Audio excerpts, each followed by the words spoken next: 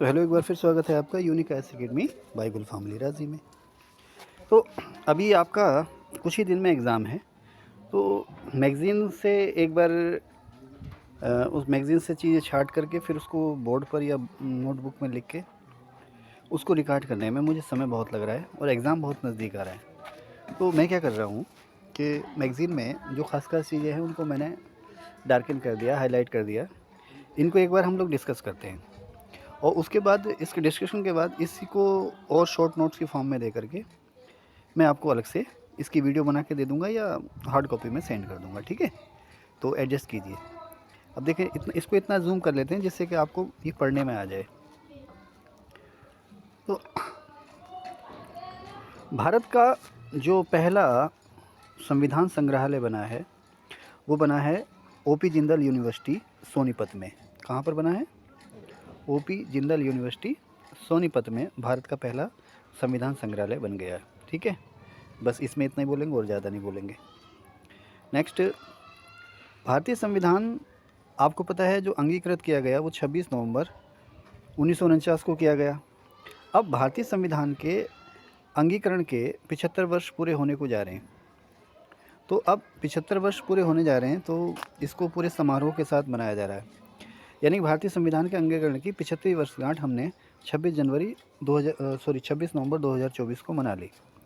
अब यहाँ से हमने एक पूरे साल भर के लिए इसको समारोह के रूप में मनाने के लिए एक नया टैगलाइन दी है हमने, हमारा संविधान हमारा स्वाभिमान। ठीक है, ये मिशन हमने शुरू किया और इसकी शुरुआत 26 नवंबर 2024 को हमारी राष्ट्रपति ने, जो हमारा पुराना संसद भवन है जिसको हमने नाम दे दिया संविधान सदन, वहाँ से शुरू किया। और इसी मौके पर हमने संस्कृत और मैथिली भाषा में हमारा जो भारतीय संविधान है उसका संस्कृत और मैथिली भाषा में जो अनुवाद है उसको हमने लॉन्च किया। किसके द्वारा?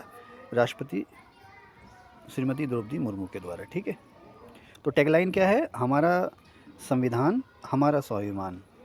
और संस्कृत और मैथिली भाषा में हमारे संविधान को एक बार फिर से लॉन्च किया गया है। ठीक है, नेक्स्ट चलते हैं। ये पेज नंबर 21 था, अब हम जाएंगे 22 पर। ये है हमारे सामने पेज 22। वो पेज 22 में कुछ खास चीज़ें नहीं हैं बताने के लिए। इसमें झारखंड और महाराष्ट्र विधानसभा में चुनाव हो गए हैं।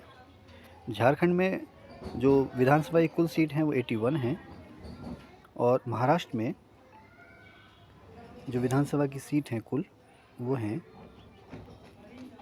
किधर गया,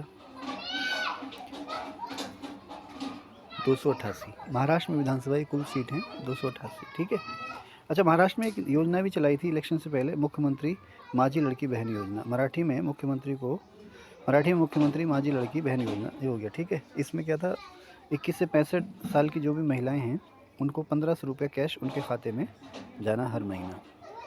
कौन सी योजना हुई? मुख्यमंत्री माझी लड़की बहन योजना। महाराष्ट्र में जो सीटें मिली भारतीय जनता पार्टी को मिली 132 सीट, ये आप ध्यान रखना। राष्ट्रीय प्राकृतिक खेती मिशन कुछ नहीं है ये, जो हमारा, जिसको कभी आप ज़ीरो कृषि भी कहते हैं, ज़ीरो टिलिस कृषि भी कह देते हैं, कार्बन न्यूट्रल कृषि भी कहते हैं, उन सब चीज़ों को मिलाकर के एक नया नाम दे दिया गया है राष्ट्रीय प्राकृतिक खेती मिशन। इसका मकसद ये है कि ऐसी खेती जिसमें केमिकल का इस्तेमाल बिल्कुल भी ना हो, और चाहे वो कीटनाशक हों या खरपतवार नाशक हों या उर्वरक या खाद हों, वो नेचुरल रिसोर्सेज, खास करके जो हमारी देसी गाय हैं उससे जो हमें संसाधन मिलते हैं उस पर आधारित है राष्ट्रीय प्राकृतिक खेती मिशन।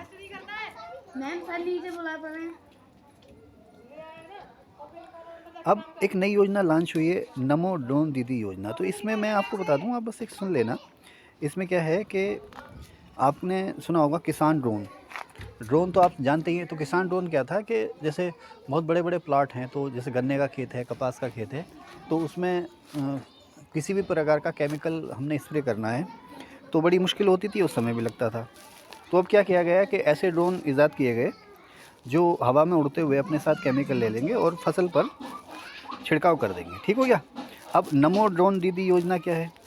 नमो ड्रोन दीदी योजना का मतलब ये है कि कुछ चुनिंदा गाँव में महिला स्वयं सहायता समूह हैं उनको ड्रोन दिए जाएंगे, और वो ड्रोन जो हैं वो आसपास के किसानों को किराए पे देंगी, नंबर एक बात। और दूसरा इसमें यह है कि कुछ महिलाओं को ट्रेनिंग दी जाएगी, किसकी? ड्रोन उड़ाने की, ताकि वो महिलाएं, उन महिलाओं को किसानी में ड्रोन का जो भी इस्तेमाल हो रहा है उसको चला करके रोज़गार मिल जाए। ठीक है साहब। भारत में 3 नए एआई आर्टिफिशियल इंटेलिजेंस उत्कृष्टता केंद्र बने हैं। कहाँ पर बने नहीं हैं, बनने की शुरुआत हो गई है। तो 3 एक्सीलेंस सेंटर या 3 उत्कृष्टता केंद्र जो हैं वो, एक स्वास्थ्य क्षेत्र में, एक कृषि क्षेत्र में, और तीसरा सतत शहर क्षेत्र में। तो सतत शहर क्या हुआ, आप समझिए ना, जैसे हम कहते हैं ना स्मार्ट सिटी मिशन या स्वच्छ शहर, तो स्वच्छ शहर को ही हमने एक तरह से दूसरा नाम दे दिया सतत शहर। तो एक स्वास्थ्य क्षेत्र में काम करेगा, एक कृषि क्षेत्र में, और एक सतत शहर में।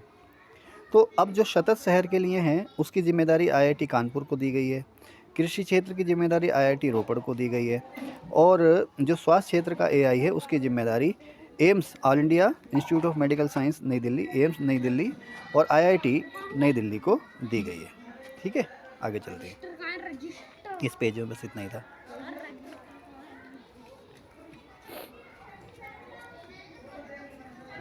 राष्ट्रीय समुद्रवर्ती विरासत परिसर बन गया है। कहाँ पर बना है? ये बना है अहमदाबाद के पास लोथल में। राष्ट्रीय समुद्री विरासत, भारत में पहला इस तरह का संस्थान है ये।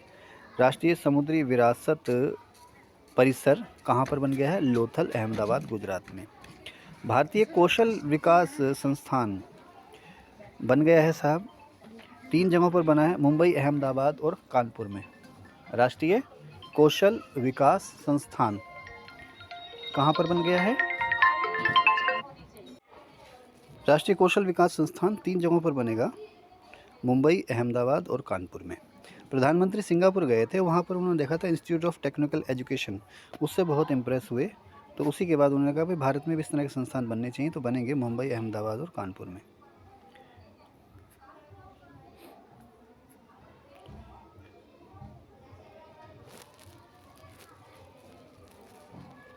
अब भारत में जो संविधान की अनुसूची है उसमें मान्यता प्राप्त कुल 22 भाषाएं हैं। उनके अलावा भारत में कुछ भाषाओं को शास्त्रीय भाषा का दर्जा भी दिया गया है। तो अभी हाल ही में 5 नई भाषाओं को क्लासिकल लैंग्वेज या शास्त्रीय भाषा का दर्जा दिया गया। इससे पहले 6 भाषाएं और थीं जिन्हें शास्त्रीय भाषा का दर्जा प्राप्त था। इस तरह से भारत में अब कुल शास्त्रीय भाषाएं जो हो गई हैं वो 11 हो गई हैं। ध्यान रखना इस चीज़ का। पहले 6 तमिल, संस्कृत, तेलुगु, कन्नड़, मलयालम, उड़िया थीं। ये तो शायद आपसे ना पूछे, आपसे पूछेगा कि जो अब जो नहीं हैं वह है मराठी, पाली, प्राकृत, असमिया और बंगला। ये 5 भाषाएं जो हैं वो इन्हें दर्जा मिला है शास्त्रीय भाषा का। तो अब 6 + 5 कुल 11 भाषाएं जो हो गई हैं वो शास्त्रीय भाषा हो गई हैं। अब एक नई पहल हुई है क्रूज भारत मिशन। क्रूज ऐसा ना, जो लग्जरी नाव है ना, लग्जरी नाव या बोट है, लग्जरी जहाज़ है, उसको क्रूज़ बोल देते हैं। तो अब सरकार की कोशिश ये है कि नदी में, झीलों में, सागर महासागर में जो लग्जरी बोट या लग्जरी जहाज़ हैं उन पर टूरिस्ट घूमें और जिससे कि पर्यटन को बढ़ावा मिले। ठीक है साहब। तो इस मिशन को नाम दे दिया क्रूज़ भारत मिशन। अच्छा, अब भारत में आपको पता है कि 12 बड़े बंदरगाह हैं। कितने? 12। भारत में जो बड़े बंदरगाह हैं वो 12 हैं। अब भारत का 13वां बड़ा बंदरगाह जो बन रहा है वो अंडमान निकोबार आइलैंड में बन रहा है। कहाँ बन रहा है? अंडमान निकोबार आइलैंड में। ये 13वां बंदरगाह अंडमान निकोबार आइलैंड में जो बन रहा है, कहाँ पर बन रहा है? ये बन रहा है साहब, जो ग्रेट निकोबार है, भारत का सबसे दक्षिणी द्वीप, उसके पास जो खाड़ी है जिसको हम कहते हैं गलाथिया की खाड़ी। गलाथिया की खाड़ी ग्रेट निकोबार में, अंडमान निकोबार में भारत का 13वां बड़ा बंदरगाह बन रहा है। ठीक है, इसमें और ज़्यादा आपसे कुछ नहीं पूछेगा, यही पूछेगा।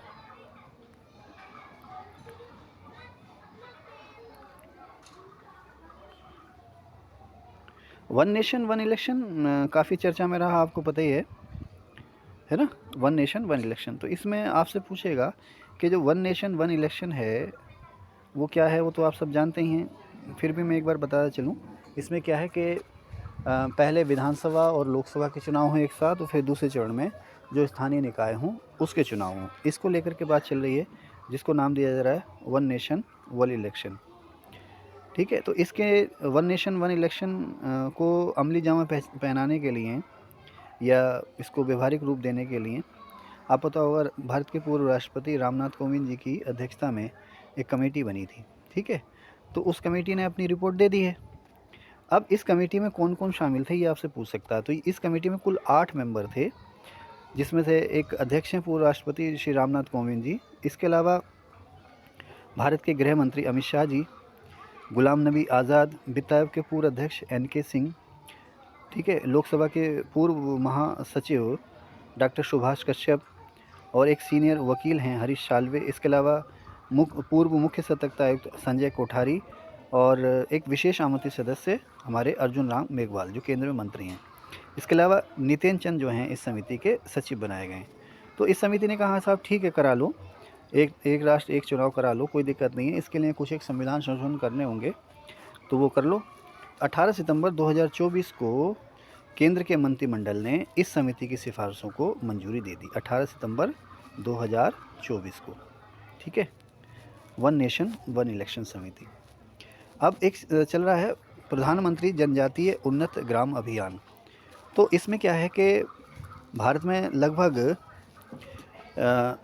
11.25 करोड़ जनजाति के लोग हैं। ठीक है, करीब 11.25 करोड़।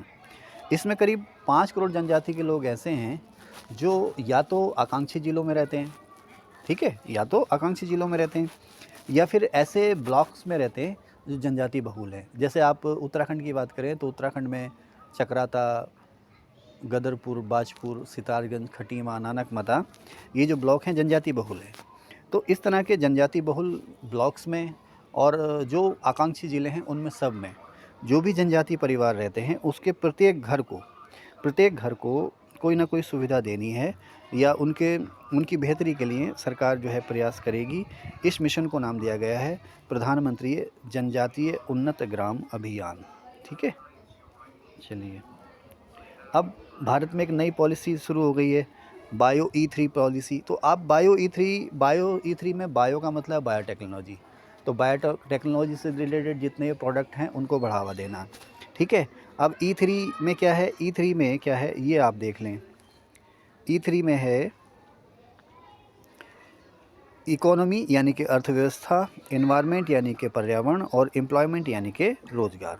ठीक है, तो इस E3 में 3 E ये हैं, ये आपसे पूछ सकता है। कह रहे हैं भाई साहब इससे अर्थव्यवस्था, पर्यावरण और रोज़गार को और बेहतरी मिलेगी और बायोटेक्नोलॉजी को बढ़ावा देने से हमारा जो लक्ष्य है ना कार्बन न्यूट्रल का या कम से कम कार्बन उत्सर्जन का, उसमें भी हमें थोड़ी सी पहुंच मिलेगी। ठीक है, अच्छा अभी को सभी को पता है कि भारत की पहली स्वदेशी जो सेमी हाई स्पीड ट्रेन, एक तो हाई स्पीड, सेमी माने अर्ध यानी कि उससे कम स्पीड की, भारत की पहली सेमी हाई स्पीड ट्रेन जो है वो वंदे भारत एक्सप्रेस है और ये 2019 में नई दिल्ली से वाराणसी के बीच में चली थी।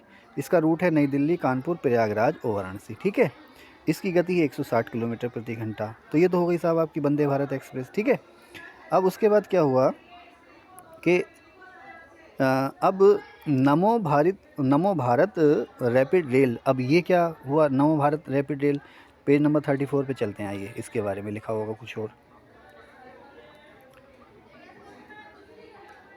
नमो भारत रैपिड रेल एक्चुअली क्या है, जैसे बड़े शहरों में आपने देखा होगा ना मेट्रो ट्रेन्स हैं, ठीक है, बड़े शहरों में, तो लेकिन वो शहर के भीतर ही चलती हैं, शहर से बाहर नहीं जाती हैं। महानगरों में शहर के भीतर ही वो कनेक्टिविटी देती हैं। अब क्या है कि इसी तरह की मेट्रो ट्रेन जो है वो 2 शहरों को आपस में जोड़ रही है। अभी मेट्रो ट्रेन क्या चल रही थी, एक ही शहर में चल रही थी। अब इस तरह की मेट्रो ट्रेन जो हैं वो 2 शहरों को आपस में जोड़ेंगी, यानी कि इंटरसिटी होंगी एक तरह से ये, या इंटरसिटी कनेक्टिविटी देंगी या अंतर शहरी कनेक्टिविटी देंगी।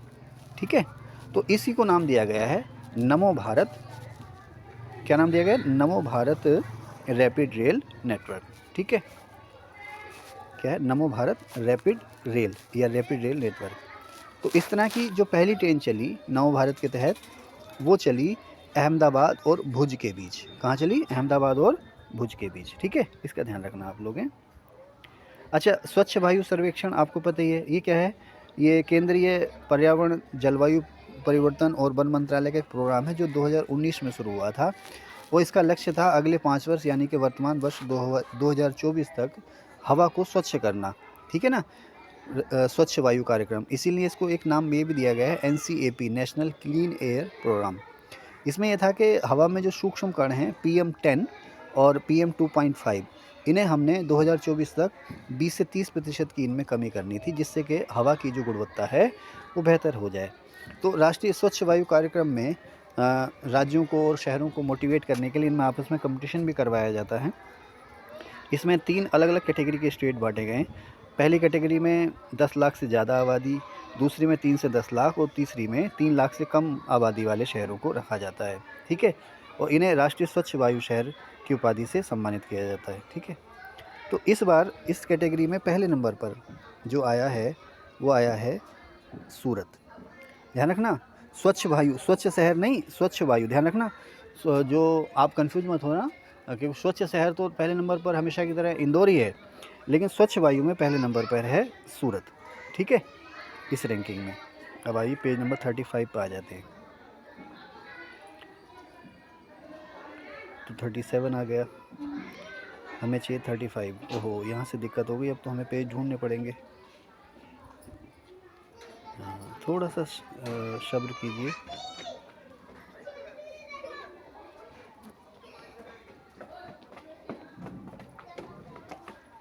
चलिए, मैं एक बार पेज कलेक्ट करके फिर दोबारा आता हूँ, पेज नंबर 35 से आऊँगा। इस सेशन में बस इतना ही। Thank you.